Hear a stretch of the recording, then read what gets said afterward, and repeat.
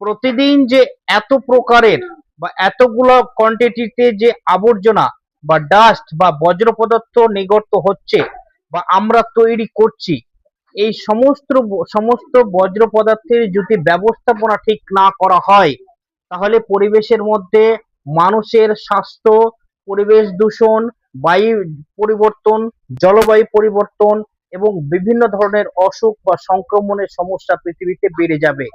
তাই এই ক্লাসে আমরা সম্পূর্ণ আলোচনা করব যে বজ্র ব্যবস্থাপনাটা কি বা কিভাবে এই বজ্র পদার্থকে আমরা রিসাইকেল বা রিইউজ বা তাকে তাকে ড্যামেজ করতে পারি যাতে পরিবেশের উপরে কোনো ধরনের ক্ষতি না হয়, সেই সব বিষয়ে আজকে আমরা পূর্ণাঙ্গ ক্লাস করব। তোমরা ক্লাসটি প্রথম থেকে শেষ পর্যন্ত খুব মনস্থির, ধীর গতি এবং মনোযোগ সহকারে ক্লাসটি দেখো, শুনো এবং যা বুঝবে তার নোট তৈরি করো।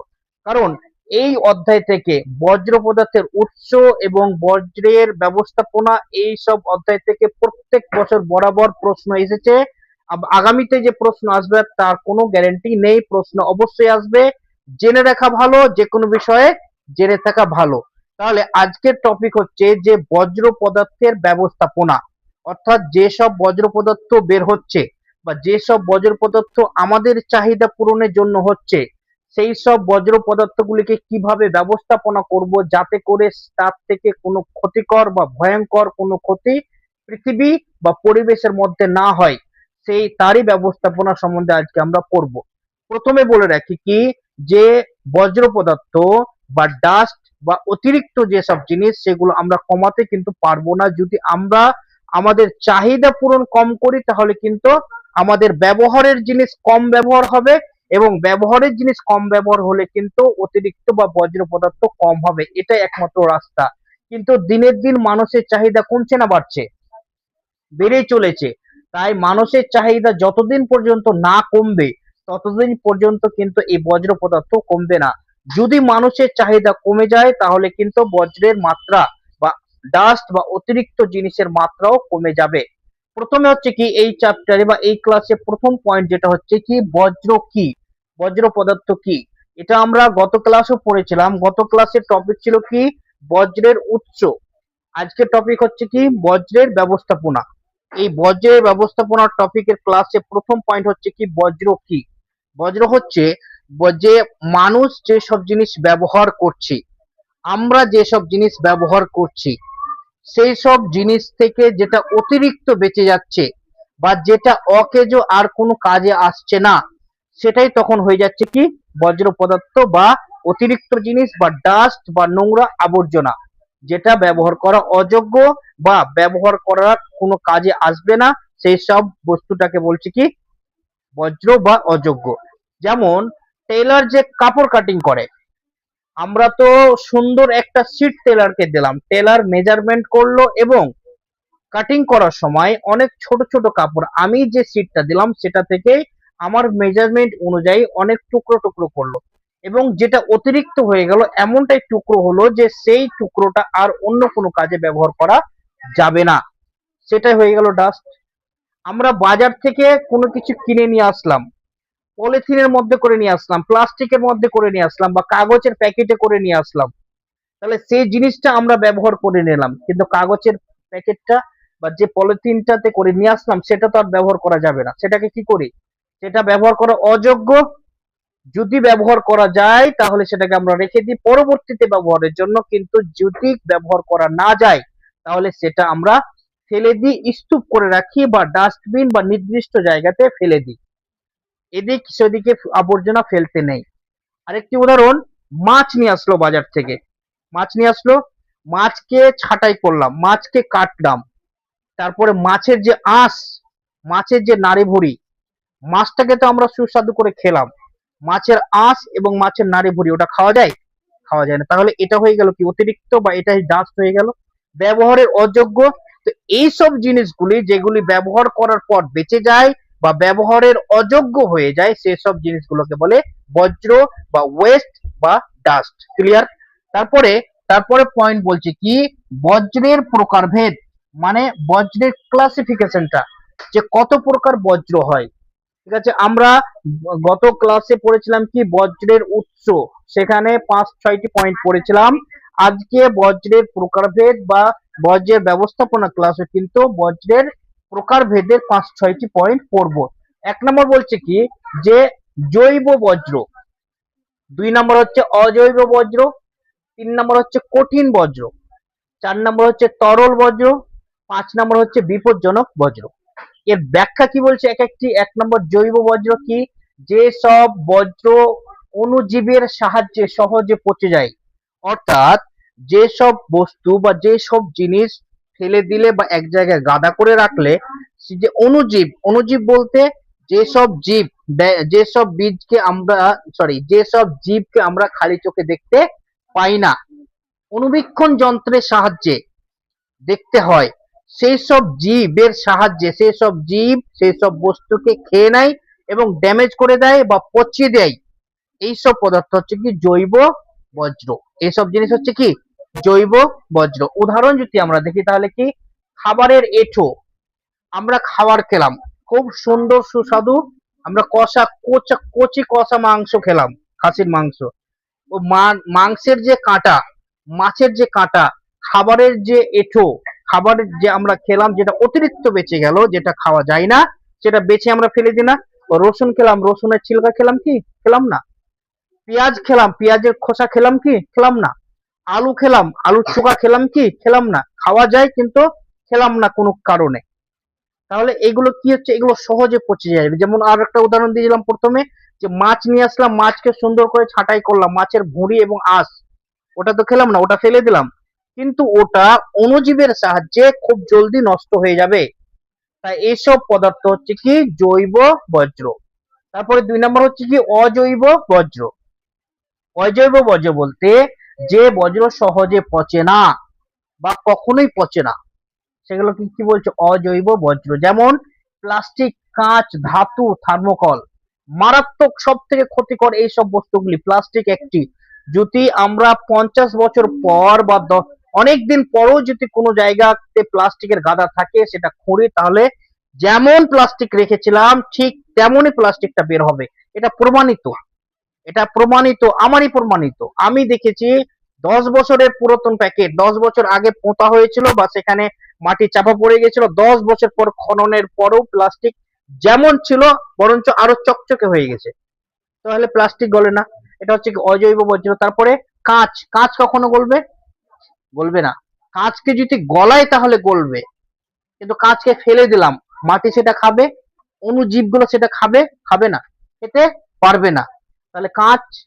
তারপর ধাতু, কোনো ধাতু ফেলে দিলাম, কোনো ধাতু ফেলে দিলাম, একটা লোহা ফেলে দিলাম, লোহাটা মরিচিকা লাগবে ঠিক, কিন্তু উপরের লেয়ারটা আবার পরিষ্কার করলে আবার শক্ত লোহা ভেতর থেকে বেরিয়ে আসবে। তারপরে কি থার্মোকল। থার্মোকল বলতে এই যে মোমোজ খাই আমরা, বাজার ঘাটে মোমোজ বা চাউমিনের রেডি ঠেলার মধ্যে যে প্লেট গুলো দেয় সাদা, থার্মোকল, আমরা কি বলি সোলার প্লেট, কি বলি সোলার প্লেট। এইগুলো হচ্ছে সব থেকে ক্ষতিকর। এইগুলো কিন্তু মাটি তো খাবে না বা ড্যামেজও হবে না, কিন্তু এগুলো থেকে খাবার নিয়ে খাওয়া মানে আমরা আমাদের শরীরে ক্যান্সারের বাঁচা বাঁধছি। কিভাবে? যখনই খাবারটা গরম থাকে, গরম খাবারটা যখনই থার্মোকল উপরে দেওয়া হয়, তখন থার্মোকলটা মাইক্রো পার্টস হয়ে মেল্ট হয়, মাইক্রো পার্টস, যেটা আমরা খালি চোখে দেখতে পারি না। তো সেই মাইক্রো পার্টসটা খাবারের সাথে মিক্স হয়ে আমরা সেটা খেলাম, সেটা আমাদের শরীরে ঢুকে গেল। আমরা কিসের, আমরা জীবের স্বাদের জন্য আমরা নিজের অসুখ নিজে ঠেলে আনলাম। তারপরে আজকাল যে বিয়ে বাড়ি বা যে কোনো জায়গাতে রেস্তোরাঁ, হোটেলে এক ধরনের চিকমিকি প্লাস্টিকের বা রঙিন খুব আকর্ষণীয় আকৃতির এক ধরনের প্লেট দেয়, কাগজের প্লেট বলে ওটাকে। কিন্তু সেই কাগজের প্লেটে কি শুধুই কাগজ থাকে? সেই কাগজের প্লেটে উপরের লেয়ারে পাতলা করে থাকে একটা প্লাস্টিক, কি থাকে? প্লাস্টিক। তো গরম খাবার যখন প্লাস্টিকের মধ্যে আসলো, প্লাস্টিকের ধর্ম কি? ধর্ম কি প্লাস্টিকের? ধর্ম হচ্ছে তাপের দিকে কুচকানো বা তাপ পেলে সেটা মেল্ট হয়ে যাওয়া। তো যখনই খাবারটা গরম খাবার সেই প্লেটের উপরে পড়ে, সেই plate micro parts, micro plastic খাবারের সাথে মিক্স হয়ে আমাদের পেটে যায়। তাই এসব থেকে আমাদের সাবধানে থাকতে হবে। কি? থার্মোকল বা বিভিন্ন ধরনের কাঁচের প্লেট, বিভিন্ন ধরনের কাগজের প্লেট, এগুলো থেকে। তারপর আরেকটা আসছিল কিছুদিন আগে কি, যে ইকো ফ্রেন্ডলি টি কাপ, মানে কাগজের কাপ, চায়ের কাপ। কিন্তু আমরা যদি সেই চায়ের কাপটাকে ভালো করে একটু স্পর্শ করে দেখি কাছ থেকে, তাহলে কাপের ভিতরে পাতলা একটি লেয়ার থাকে কিসের, প্লাস্টিকের।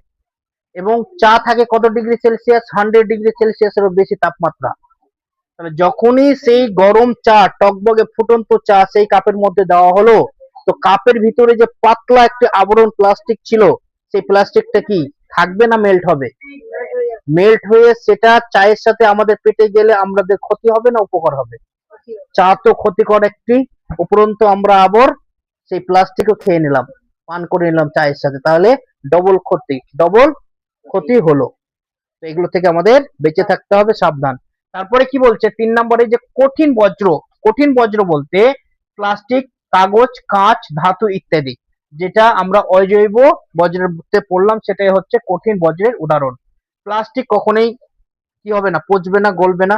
হ্যাঁ, কাগজটা এটা কনফিউশন, কিন্তু কাগজ যদি সেই রকম কাগজের লেভেল হয় যে ওর উপরে পুরো র্যাপার দেওয়া রয়েছে প্লাস্টিকের, তাহলে সেই কাগজও কিন্তু বছরের পর বছর মাটি চাপা দিয়ে দিল, সে কিচ্ছু হবে না, পচবে না, বরঞ্চ যেমন রেখেছিলাম ঠিক তেমনই থেকে যাবে। ঠিক আছে। তারপরে কি, কাঁচ, যেটা আমরা অজৈব বজ্রতে পড়লাম, এবং ধাতু। তারপরে 4 নম্বর বলছে কি, তরল বজ্র। তরল বজ্র বলতে, তরল মানে কি, আমরা কি জানি, তরল জিনিস মানে বয়ে যায়, যে জিনিস বয়ে যায় তাকে তো বলে তরল। সেটা জল হোক বা তেল হোক বা অন্য কোনো তরল পদার্থ হোক, যে জিনিসটাই গড়ে যাবে সেটাই হচ্ছে তরল পদার্থ। বলছে তরল বজ্র কি, বলছে নর্দমার জল, কারখানার বজ্র জল। নর্দমা বলতে নালার জল, ড্রেনের জল। আমরা গ্রামে থাকি, আমরা তো এই ড্রেন বুঝি না, আমরা জানি কি পচা নালা জল, জল নালার পচা জল। কিন্তু আমাদের গ্রামগঞ্জে সেই পচা জল জমা হওয়ার অবকাশ নেই, কারণ আমাদের গ্রামের পিছনে বা সাইডে বা গ্রামের মধ্যে কি রয়েছে, জলাশয় রয়েছে বা পুকুর রয়েছে। বৃষ্টির জল জমতে পারে না, সেই জায়গায় গড়ে চলে যায়, এবং আমাদের গ্রামগঞ্জে জল পড়তে খুব একটা পাই না। কিন্তু শহরে, শহরে যে ড্রেনেজের জল সব থেকে ক্ষতিকারক, সব থেকে দূষিত জিনিস, ড্রেনেজের জল, নর্দমার জল, সেটা হচ্ছে কি এক প্রকার বজ্র, তরল বজ্র। এবং কলকারখানা থেকে যে গরম উষ্ণ কেমিক্যাল যুক্ত জল বয়ে আসে বা তরল পদার্থ বয়ে আসে, সেটা হচ্ছে এক প্রকার তরল বজ্র পদার্থ। ঠিক আছে। তারপরে 5 নম্বর হচ্ছে কি, বিপজ্জনক বজ্র। বিপজ্জনক বজ্র বলতে যেসব বজ্র থেকে বিপদ ছড়াতে পারে বা বিপদ আসতে পারে, যেমনটা হসপিটাল বা নার্সিং হোম বা মেডিকেল স্টোরের যেসব ডাস্ট বা যেসব বজ্র পদার্থ, সেগুলো হচ্ছে কি ক্ষতিকর বজ্র পদার্থ। এগুলো থেকে আমাদের বেঁচে থাকতে হবে। আমরা সেটা গত ক্লাসে জেনেছি। কি বলছে, যে হাসপাতালের বজ্র, রাসায়নিক পদার্থ, ব্যাটারি ইত্যাদি, এগুলো হচ্ছে কি বিপজ্জনক বজ্র। মানে এইসব বজ্র পদার্থকে যদি আমরা এড়িয়ে না চলি, এগুলো থেকে আমরা যদি নিজেকে সিকিউর করে না রাখি, তাহলে আমাদের একটা মর্মান্তিক দুর্ঘটনা বা ক্ষতি হতে পারে বা ক্ষতি হবেই। তাই এগুলো থেকে আমাদের দূরে থাকতে হবে। কি, হাসপাতালের বজ্র, যেখানে হাসপাতালের বজ্র পদার্থ রয়েছে সেখান থেকে আমরা এড়িয়ে যাব। বাই চান্স যদি আমাকে সেই স্থান ক্রস করে যেতে হয়, তাহলে নিজেকে সিকিউর করে সেই জায়গা ক্রস করব। তারপরে রাসায়নিক পদার্থ, যেখানে রাসায়নিক কেমিক্যালস, যেখানে অ্যাক্টিভিটিস হচ্ছে কেমিক্যালস, সেই জায়গায় আমাকে যাওয়া থেকে বঞ্চিত থাকতে হবে। যদি আমাকে যেতে হয়, তাহলে পুরো আমি সেভ এন্ড সিকিউর হয়ে যাব, যাতে আমার কোনো ইন্টারনাল বা এক্সটার্নাল ধরনের কোনো ড্যামেজ না হয়, ভিতরের বা বাহিরের কোনো ধরনের যেন ড্যামেজ না হয়। তারপরে কি বলছে, বজ্রের ব্যবস্থাপনা কি। আমরা এই যে বজ্র ব্যবস্থাপনা করব বলছি, তো এটা কি, এটা হচ্ছে কি, যে বজ্র, 1 নম্বর হচ্ছে বজ্র সংগ্রহ করা, তারপরে সেটাকে পৃথকীকরণ করা। পৃথকীকরণ করা বলতে আলাদা করা, জৈব এবং অজৈব বজ্রকে আলাদা করা। তারপরে সেই জৈব এবং অজৈব পদার্থগুলিকে, জৈব এবং অজৈব বজ্র পদার্থগুলিকে পরিবহন করা, ট্রান্সপোর্ট করা, এক স্থান থেকে অন্য স্থানে নিয়ে যাওয়া। তারপরে কি, পূর্ণ ব্যবহার, যেসব বজ্র পদার্থ বা যেসব অতিরিক্ত জিনিস আবার ব্যবহার করা যাবে, সেটাকে আমাদের ব্যবহার করতে হবে। কোনো জিনিস যদি, কোনো বস্তু যদি দ্বিতীয়বার ব্যবহার করা যায়, তাহলে আমাদের খুব সহজেই সেই জিনিসটি ব্যবহার করতে হবে। তারপরে কি, এবং নিরাপদ ভাবে, নিষ্পত্তি করার সম্পূর্ণ প্রক্রিয়াকে বজ্র ব্যবস্থাপনা বলা হয়।